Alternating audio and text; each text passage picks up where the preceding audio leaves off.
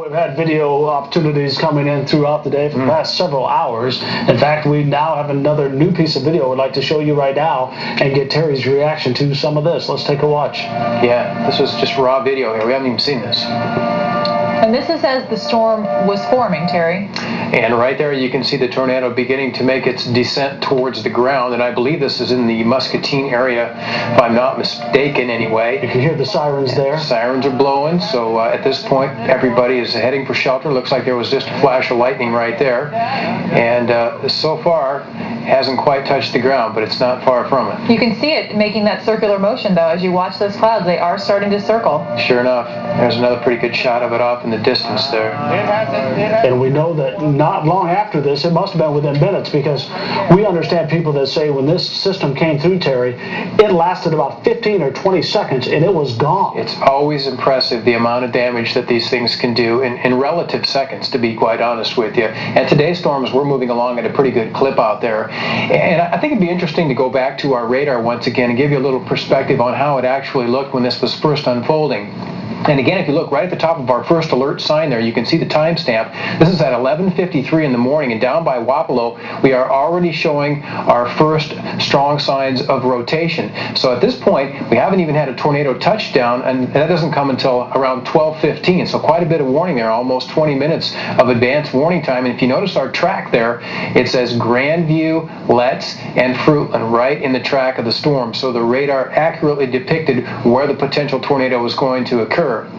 Now we're moving on to 12:15, and this is when the storm was right over the top of Fruitland, and you can see that big circular notch there where the little round circle's going. That is the actual hook echo associated with the storm, and our shear marker there showing the rotation directly over the town of Fruitland. And so that was right on the money as well. And another thing we can do here is look at the storm in a three-dimensional perspective, and we rotate it on the side here. We have our low-level lock, which is directly over Fruitland as well, and from there the storm moves on to the northeast and heads into some of the western sections of Muscatine.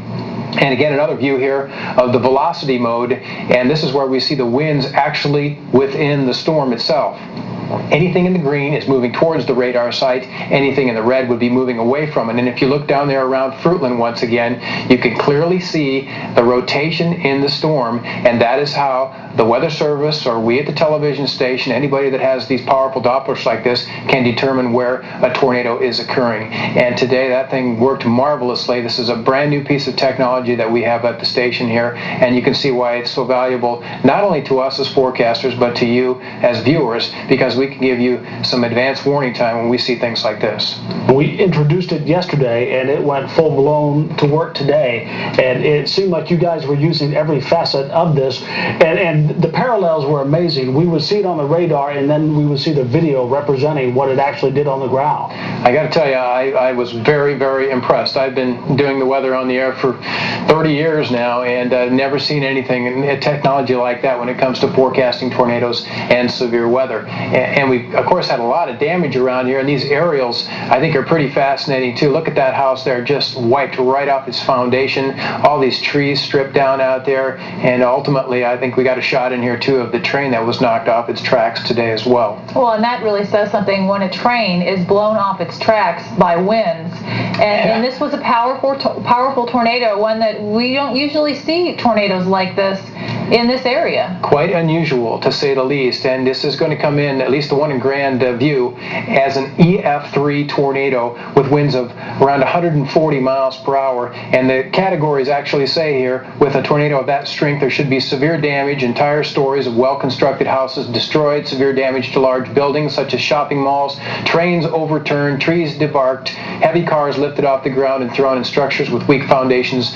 blown away. And that's what we were looking at earlier this afternoon, thinking this had a strong chance of being an EF3. And sure enough, the National Weather Service has already been down there, done some preliminary work on this, and they have come in with the Grandview tornado as an EF3. Well, and every single one of those items that you mentioned, the strong homes blown away, the shopping malls, every single one of those things happened with this storm. So it certainly was very strong, very powerful. And you know, another thing that I found interesting about this, that particular storm, a supercell, actually tracked out of southeastern Iowa, went on up through east central Iowa, and moved through the Bellevue area, produced a tornado up there. That's the same cell, and it was producing severe weather for probably 90, maybe even 100 miles before it finally weakened as it got up into Wisconsin. Held together and stayed strong. Amazing. And these are fairly early in the day, at least. Yep. They started out early, which is kind of unusual in and of itself. Typically, you think late afternoon or early evening, but not before noon.